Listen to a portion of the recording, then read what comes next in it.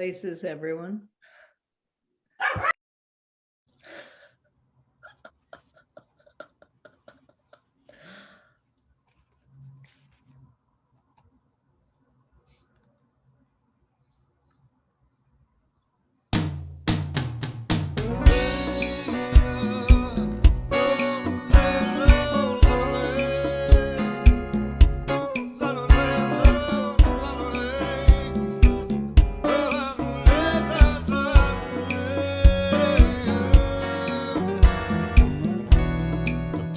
Live with AirPlay21.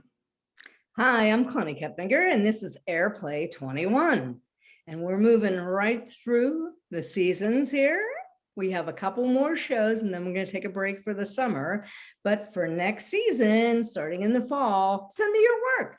Join us. We got a lot of new readers this year, actors, and we have a lot of new work. And for those of you just tuning in for the first time, we do experimental work here. The play you're going to see tonight, I wrote over 20 years ago. And I've literally, as a writer, as a playwright, I've been afraid of this play. So I thank the actors. I thank the readers for bringing this to life. And I especially thank Rachel for believing in me. Like 7 years ago, we started this way before COVID. We started this because we wanted to bring new work to life. So new work already formed or scenes in progress, whatever you want to do. And we're going to do some surprises for you the rest of the season. We're going to go through the month of May and June, and then we're going to take July and August off. But feel free to contact me on Facebook. Without further ado, I give you Brandy Chapman, who's going to tell us about the play tonight and the players. Hello, thank you, Coni. So, like Coni said, this is one of her plays. It is entitled Birthdays, and today we have the fabulous Carrie. She will be playing Andrea. She was born and raised in New York City. She's a New York City-based actor, director, host, and singer who has appeared in international news programs, film, television, and theater productions. Carrie hosted Movie Talk Show from 2014 to 2018 and served as its associate producer, interviewing indie film actors, writers, and directors and giving them a platform for their work. Carrie's recent projects include directing and playing Destiny in Coni Koepfinger's Simon Says, which was a finalist in the first annual Playbill Virtual Theater Festival 2020, and was most recently streaming worldwide as part of a Manhattan Rep Stories Film Festival and playing Mandy in Dermalogic as part of Theater for New York City's On the Air series, which can still be seen on the Theater for New York City's YouTube channel.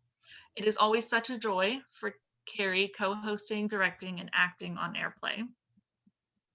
And our other actor today is Byron. He will be playing Troy.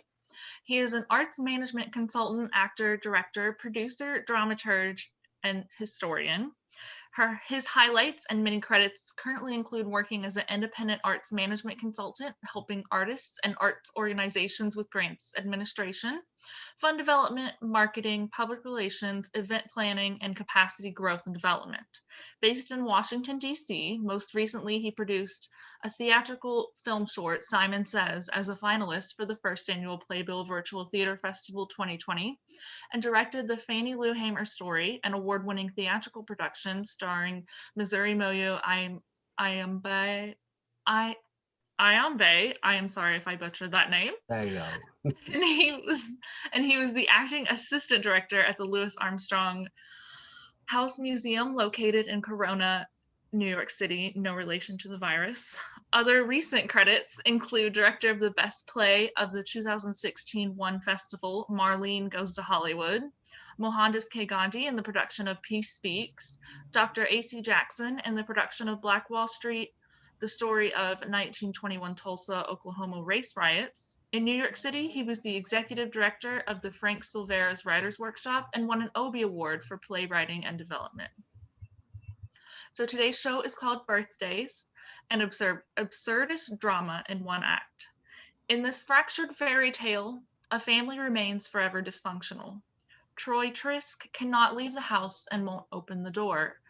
After witnessing his son kill his own baby, Troy was paralyzed. He couldn't even testify. His wife, Andrea, begs him to come back to reality. Is that possible?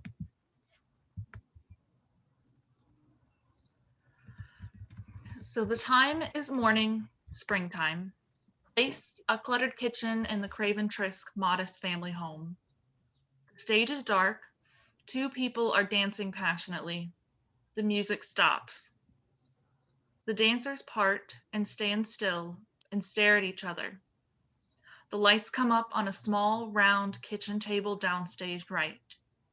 Andrea Craven Trisk, a stunning young woman in her early 40s, rushes about the kitchen preparing for her special guest. While awaiting the arrival of her company, she periodically sips from a coffee cup that sits on the sink. Troy, her husband, sits reading through the newspaper. Troy is a handsome chap, well preserved for a man of 50. Troy, he's home. He's home. I mean, he's here. I think the boy is outside. Oh, how do I look? How do I look? Troy, do I look okay? Oh, do I look old? Do I look old? I don't want to think I look old. I don't want to think I've gotten all old and gray.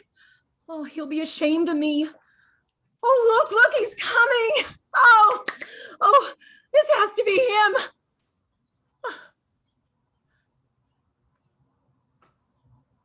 I know it's your life, Troy, but if you don't take that medication, it will be me caring for you. Stop resisting the modern world. It's all right to take medication. God gave man the brains to take it, and I believe you can use your brains and simply take it. Oh, please stop it, Andy. It's not even mid-morning, my love. You know, my nerves are shattered. You know how I get when I think about this? The medicine doesn't help this. And if I wasn't so lonely, I'd leave. If I wasn't so afraid of rejection, I'd begin again. Oh, she is so gullible. I mean, she swallows everything. Well, I can't, and I won't. And there are laws. There must be laws of life.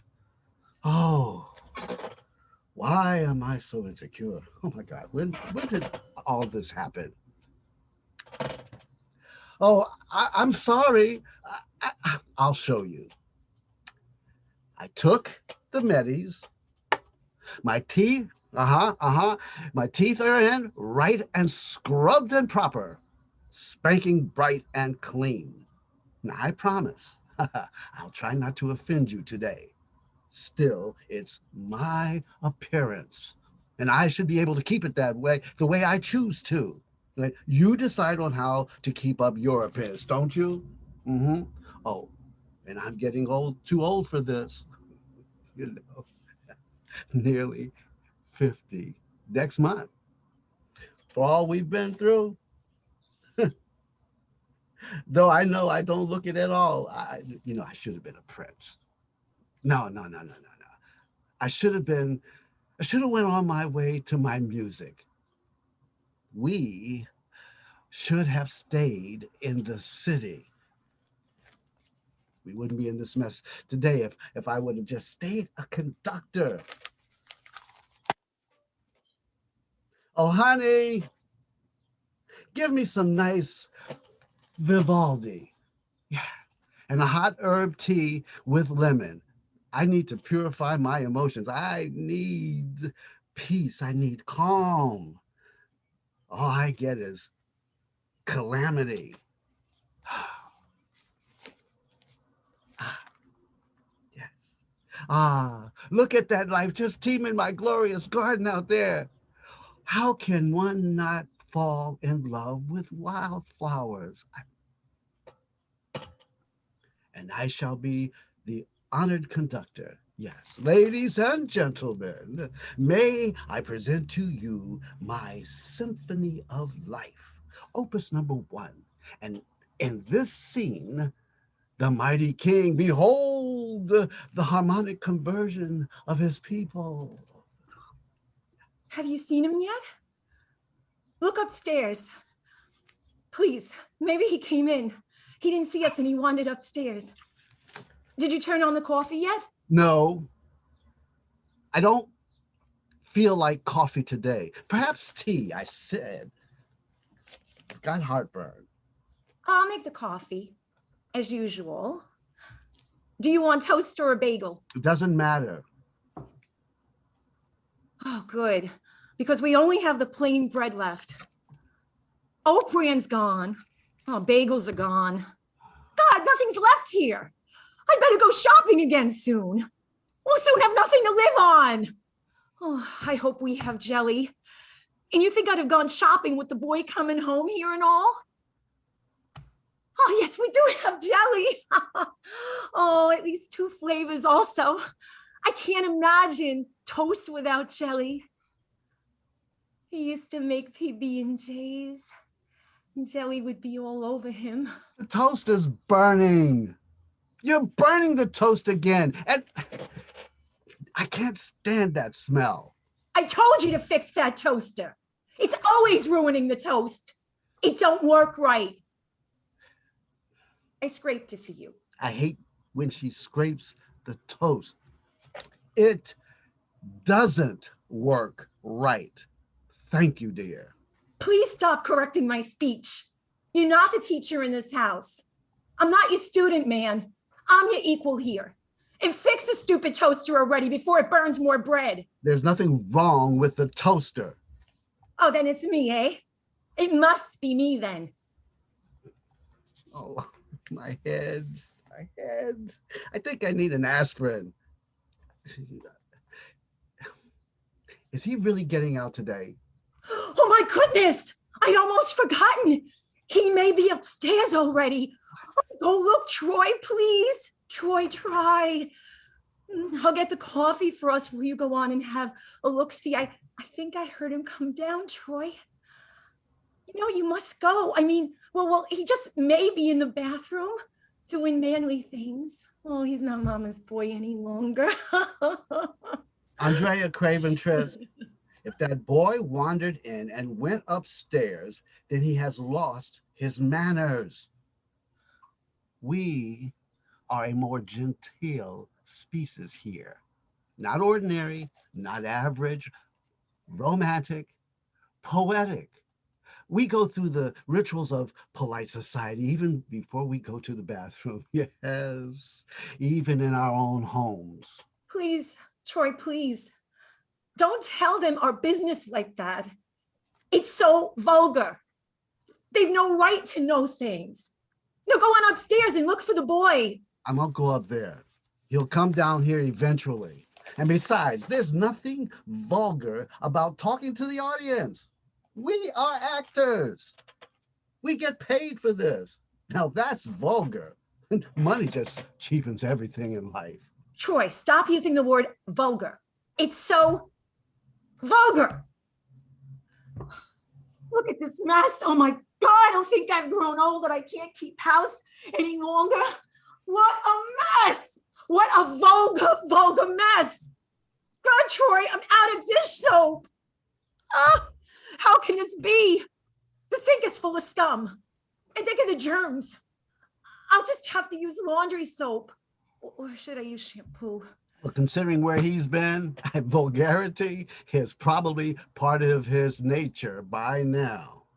Mr. Troy Wilhelm Trisk III, how dare you air all your repulsive, dirty laundry in front of total strangers?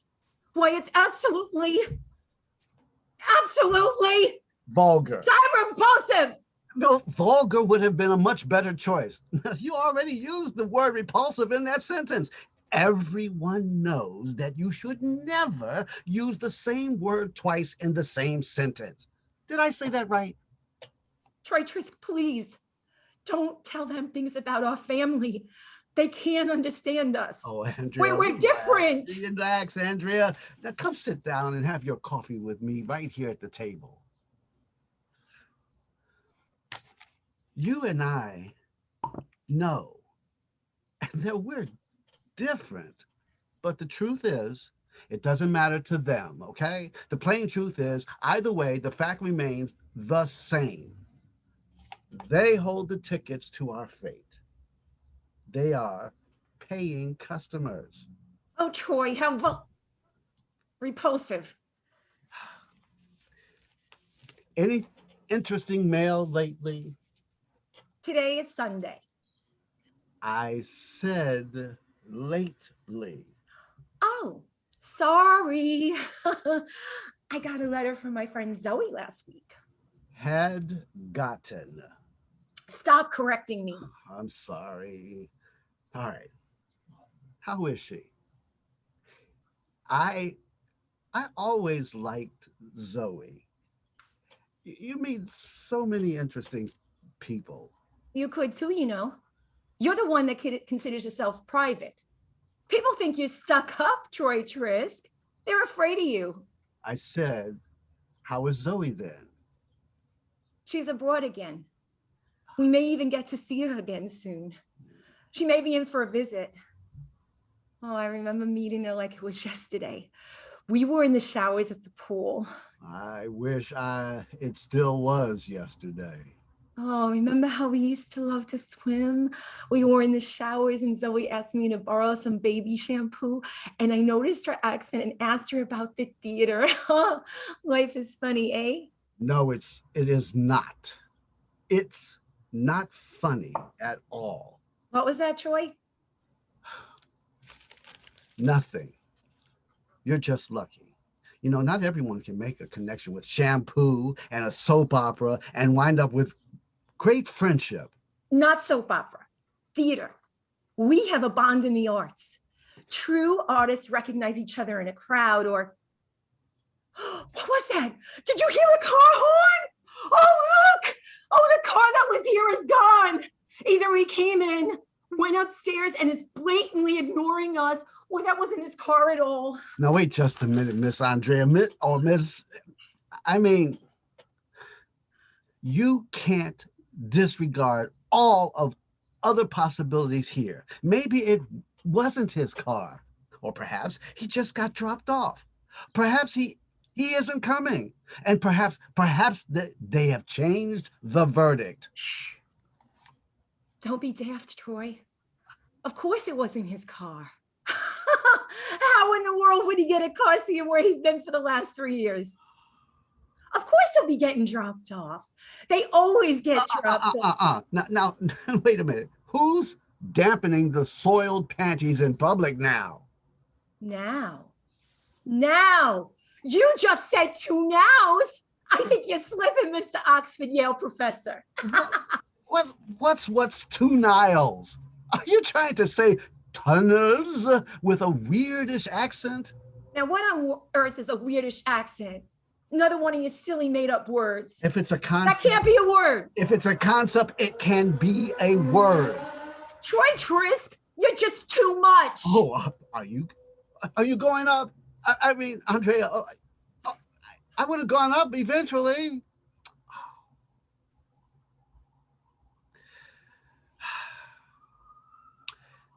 I can't.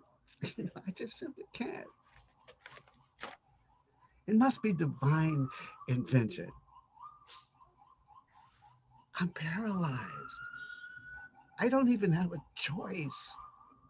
She doesn't understand. No one does. No one does. No one ever understands. And I saw what I saw. And that will never change.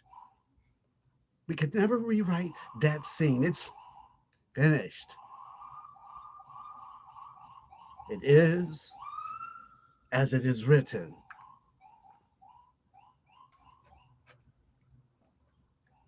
I must let it fade. I gotta let it go. Get on with my life again. I won't be suffocated by the smog of the past.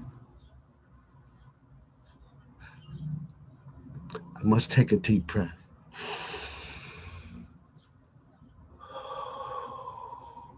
That's what I need. I need fresh air again.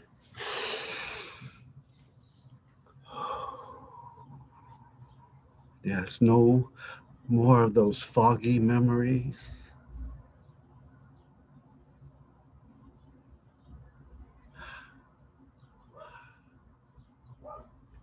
I am free. No, no dark shadows.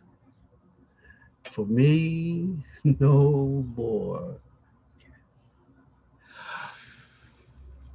Here, What's this? today's news. You mean I was reading yesterday's news? No, you know we never get a Saturday paper. That was a Friday paper. What? What was I reading on Friday then? I believe we slept in Friday. You didn't have time for. So wait a minute. You mean we let a whole morning pass us by? Do you have to be so dramatic all the time? Knock it off, Troy. You simply slept in, bypassed breakfast and the morning paper, and went straight off to work. It's horrifying to think I missed an entire day's news. Some Whoa. people, well, you know, some people don't read the paper at all. you Well, know? I just can't imagine that. Your own brother, Philip, he quit reading the press. He thinks the news is sensationalized. Yes, I suppose it is these days. Actually, I know a whole lot of people who have given it up, really. They say it's just a whole lot of rehashed old bad news. Who needs it, really? Too much negative energy being stirred up. Whoa, whoa. Now, this is interesting. Look here. Have you heard of this, love? The superstring theory. Sounds like a joke or a really silly new stupid product.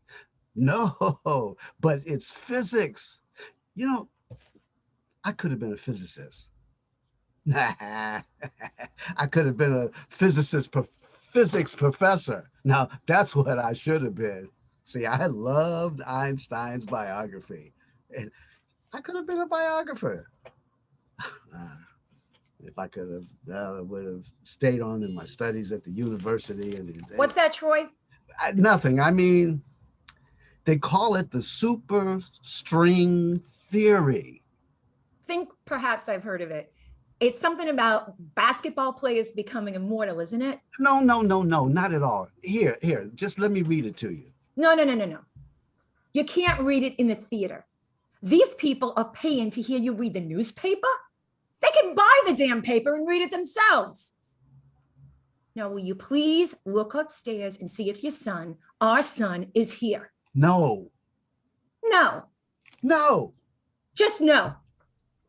yes, just no. May I ask why? Yes, you may. Well, What? why? Well, why what? Well, why won't you go upstairs? I don't want to go upstairs. Well, what would you like to do? I'd like to read this newspaper. Oh, you would, eh? Yes, I would. Yes, specifically. I like to read about this superstring theory that says everything in the universe is connects. And what do you assume it connects to? Oh, Andrea, I don't assume anything. You don't assume anything. No, miss. I'm simply reading this article for the first time. Well, then what does it say? Would you like for me to read it? Yes. Here in front of the audience? Now, you want me to read right from the newspaper? Paraphrase then. Paraphrase? Yes, please. I've never paraphrased anything in my bloody whole life. And I'm not about to start at the age of 50. Well, then read it already so that you can get it over with and go upstairs. Okay, I'll just tell you. It says that all matter is made up of tiny vibrating strings. Fascinating. Great. Strings. We are all tiny little strings on the guitar of life, all waiting to be plucked.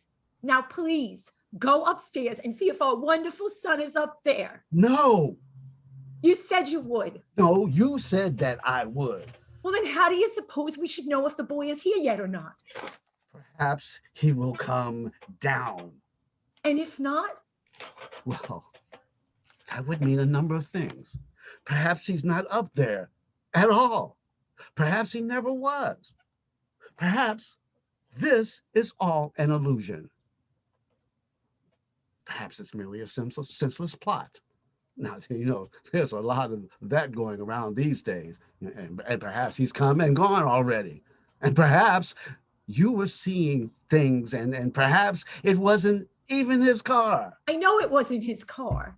How could he even have a car? I just noticed that it was a police car.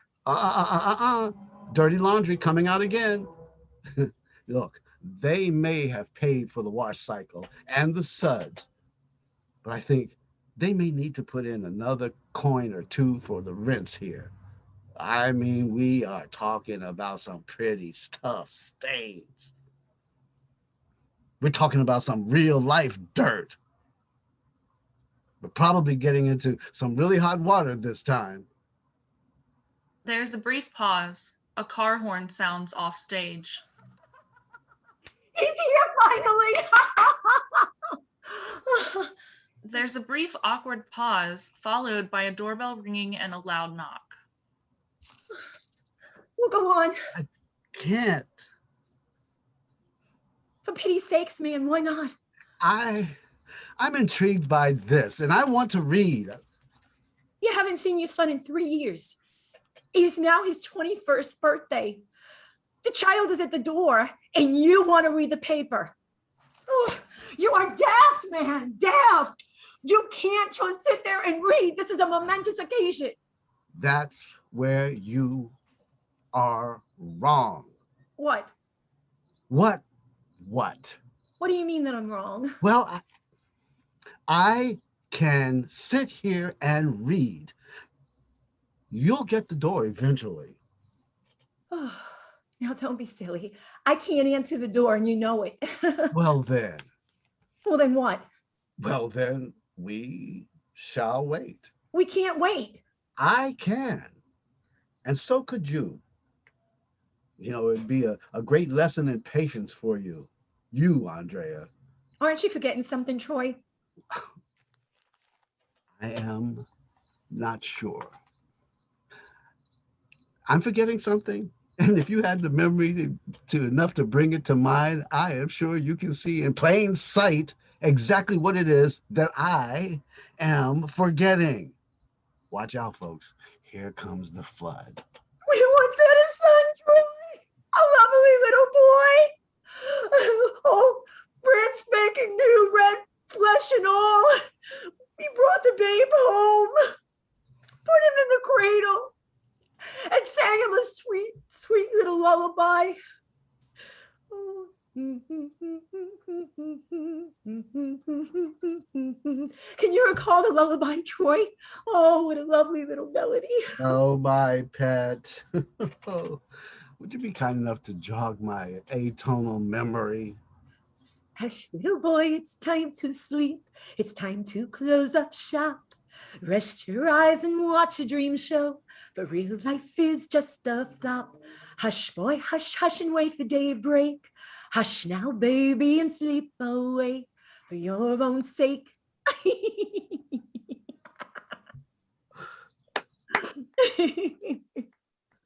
Bravo. You've been blessed with perfect recall. Boy, we haven't sang that tune in nearly 19 years. Wow. Love, you are amazing. And you know, it does bring back a certain unforgettable feeling. Good. I thought perhaps you'd forgotten him. Now go on and answer the door. I cannot. Troy!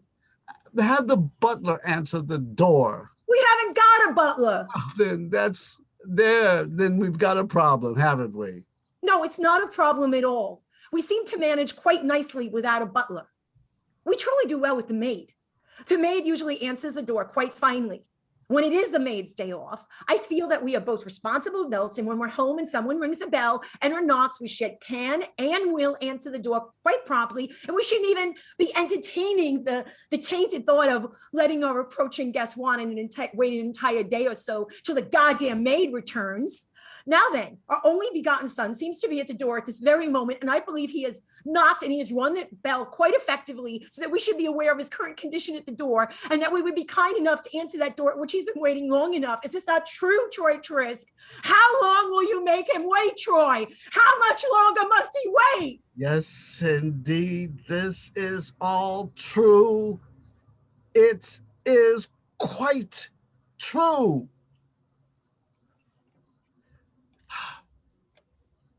You are perfectly correct, my pet. My lord, you are so cold. Mr. Scrooge. Scrooge? Me? Where is your heart, man? It beats as usual in my breast. Must have turned to stone. I don't think so, and you can't get blood from a stone. So, stab some more times. Come on. You'll see me just bleed. Please, Troy, please answer the door. You know he won't come into this house without your forgiveness. You read his letters. So what? So what? He's the prodigal son. He has paid his debt. His warden has released him. They were children. That's the trouble. They were having babies. The babies were having babies, and they were drunk or high, somehow not in their right mind. They were finally acquitted. He was found not guilty by a jury of his peers. Yet you still judge him as a sinner. Please be a loving father and forgive him already. He is our only son, your only child. He bears your name. I am childless. My son is dead. There was a brutal murder committed, and my son is dead. That's just not the truth, Mr. Trisk. You are living in illusion. I can't listen to a baby crying and pretend not to hear. No, you can't, and neither can I. And you must listen to me now, too. 3 years have gone by now. I heard that baby crying. I still recall every sleepless night, that constant droning of its misery. Those deformities were imposed by the drug-induced folly of its own mother. Oh, come on now, Troy. It's not like they planned it. I'm sure they never even expected to have a baby. They were but babies themselves. She was only 15. Look, that pitiful, tortured soul had a right to breathe the same air that you and I and he and she and everyone else breathes. That child entered this realm of existence on the same chord of harmony that begins all life. It was not aware of its deformities. Its song of life was as sweet as anyone's to its own deaf ears. Its vision of life may have even been better than that of any sighted person. It had a soul. It had a spirit alive within its flesh. And you talk about a heart of stone.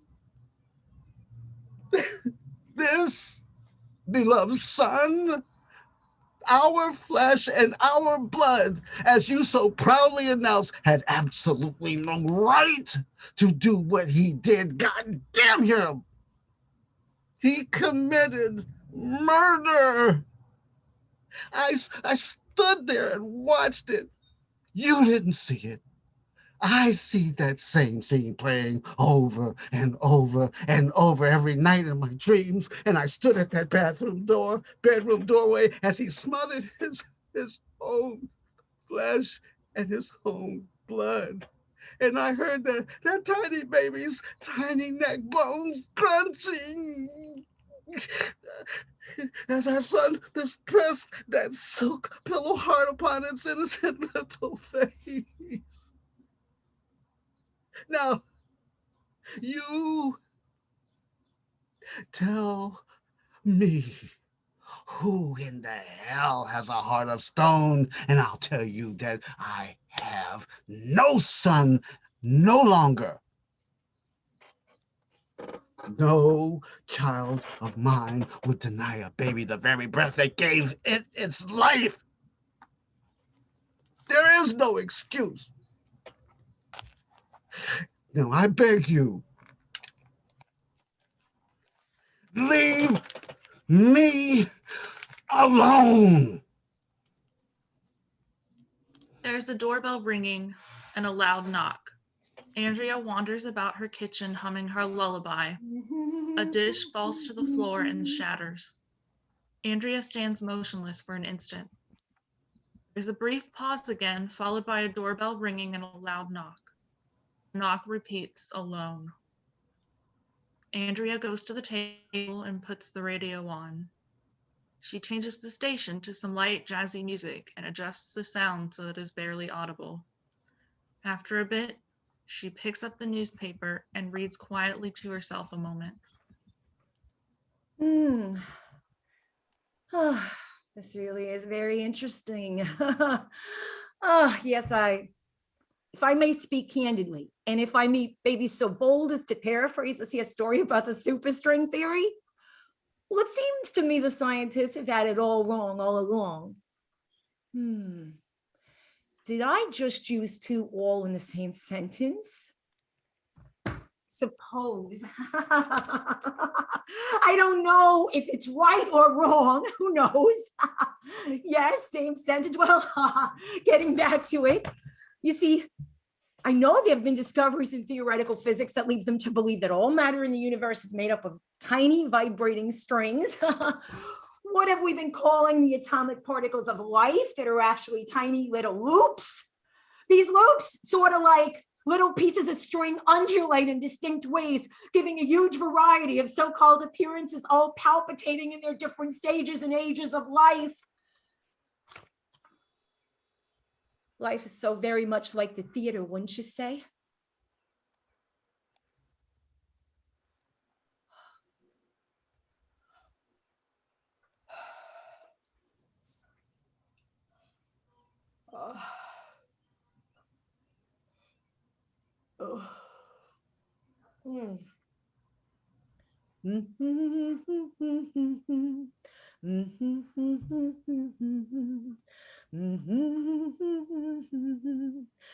Well, then actually the whole theory of the Big Bang is probably quite unrealistic. In its proper rendition, the Song of Life must have started with the creation tones coming together. I don't think it was a bang at all. Say something more like a lost chord. Why, that's it. Oh, that is the name of our beloved little lullaby. That lovely tune of unforgettable loneliness still sounding in my soul. Night after sleepless night, the lost chord.